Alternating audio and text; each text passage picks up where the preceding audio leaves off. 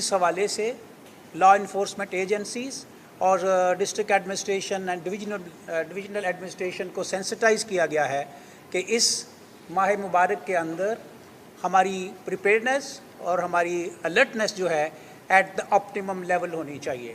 اور ہم امید کر رہے ہیں کہ ان اقدامات سے انشاءاللہ تعالیٰ اور اللہ تعالیٰ کے فضل و کرم سے ہم موجودہ حکومت جناب محسن رضا نقوی صاحب کی قیادت میں جو ہمارے کیئر ٹیکر چیف منسٹر ہیں، ہم پوری کوشش کریں گے کہ عوام کو اور مسلمانوں کو اس ماہ مبارک کی برکات سے اللہ تعالیٰ نوازے اور امن اور آسودگی کے ساتھ اس وقت کو گزارے. ہماری دعائیں بھی ساتھ ہیں اور ہماری کوششیں بھی ساتھ ہیں. Thank you very much. کوئی پوچھنا چاہتا ہے بھائی؟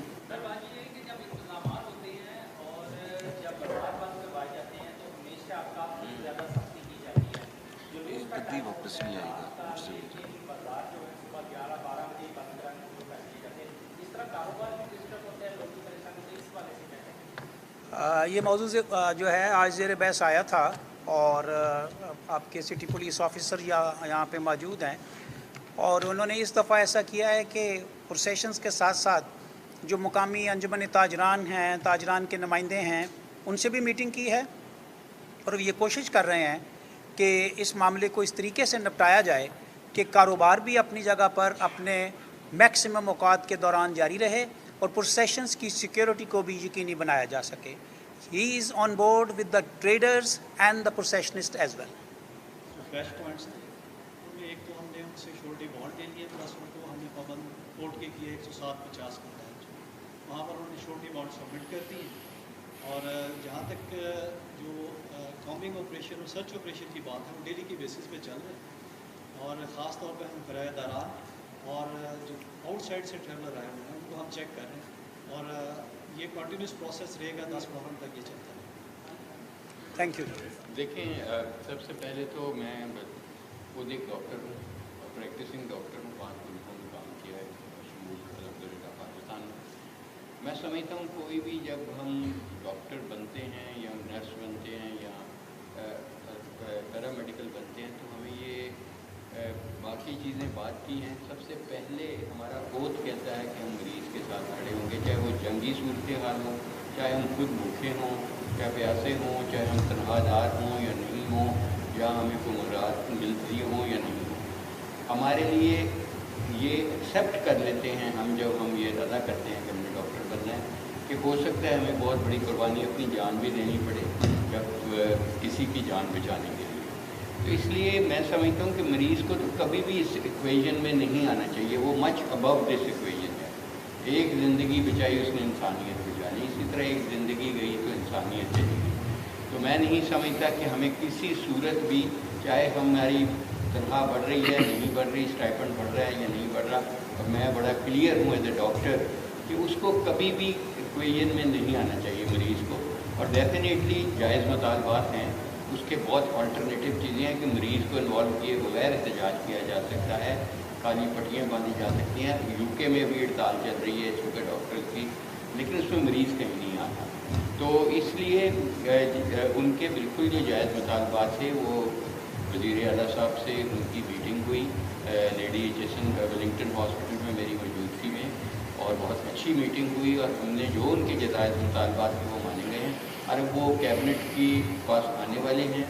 اس میں ان کے وہ معاملہ تھا کے پی آئیز کا اور انڈیکسیشن کا، ایچ پی اے کا، اور تیسرا ان کا ایک قانون بننا تھا جو آرڈیننس اختیار ہے، اگلی دفعہ کیبنٹ میں آ جائے گا اور وہ بھیج دیں گے، جس میں ہیلتھ پروٹیکشن کا ذکر ہے. جہاں تک آپ کی پرچیز کا تعلق ہے، دیکھیں پاکستان ایکسٹرا آرڈنری حالات سے گزر رہا ہے معاشی طور پہ. اللہ تعالیٰ کرے کہ کچھ بہتری شروع ہوئی ہے، اللہ کرے یہ کنٹینیو کرے اور بہتری ہو. دوائیں پاکستان کی میں کوئی مینوفیکچرنگ کمپنی نہیں ہے، چاہے کہنے کو 337 کمپنی ہیں، لیکن وہ ساری امپورٹ بیسڈ ہیں. ہم بڑے کنٹینر میں کوئی دوائی لاتے ہیں، اس کو چھوٹے میں پیک کر کے کہہ دیتے ہیں میڈ ان پاکستان. ہمارا انحصار امپورٹڈ آئٹمس ڈالر کی پیرٹی روپی پہ بہت ہے. کمپنیز کے لیے بہت مشکل ہو رہی ہے بیکاز پرائسز کنٹرول ہیں. اس لیے ایکسٹرا آرڈنری سچویشن ہے. لیکن الحمدللہ میں یہاں پہ یہ بتاؤں کہ ہم نے اس کو جیسے بھی کر رہے ہیں, ہم نے ہاسپٹلس کو کہا کہ وہ خود ایل سی کھول لیں, امپورٹ کر لیں, ان کو بینک آف پنجاب سے مارجن دے دیا گیا ہے ان لمیٹڈ زیرو پہ کہ وہ جو مرضی کریں. ہم چاہتے ہیں کہ ہاسپٹلس خود اپنے مسائل کو خود ایڈریس کریں, ان کو اتنا امپاور کر دیا گیا, ان کے بورڈز کو فائنینشیل پاورز بھی ہیں. اگر کوئی نہیں کر رہا تو وہ غلط کر رہا ہے.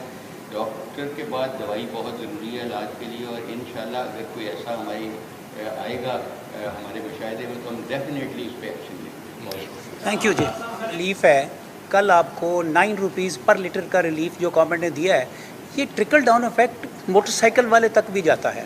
جہاں تک آپ بات کر رہے ہیں, اللہ تعالیٰ کے فضل و کرم سے ہارڈلی 10 سے 15 دن ہوئے ہیں, IMF کے ساتھ معاہدہ ہوا ہے تو ملک کی اکانومی ذرا سٹیبل ہوئی ہے.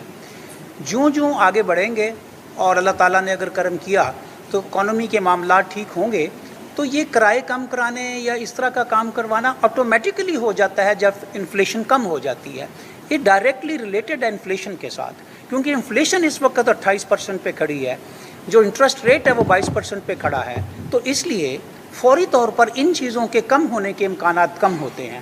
لیکن ہم آپ کو یقین دلا رہے ہیں, حالانکہ یہ ہمارا مینڈیٹ نہیں تھا, فیڈرل گورنمنٹ نے ایک دن کے اندر 9 روپے لیٹر پیٹرول کی پرائس میں کمی کی ہے. تو ہمیں لگتا ہے کہ اس طرح کے اقدامات سے انشاءاللہ تعالیٰ آئندہ آنے والے دنوں میں مزید بہتری آئے گی اور اس کا ٹرکل ڈاؤن افیکٹ ہر لیول پہ جائے گا.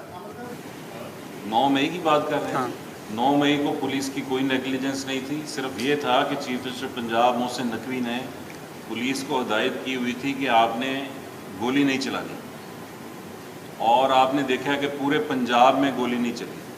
ایون جب GHQ پہ پنڈی میں اور لاہور میں کور کمانڈر ہاؤس پہ حملہ ہوا ہے تو فوج نے بھی گولی نہیں چلائی.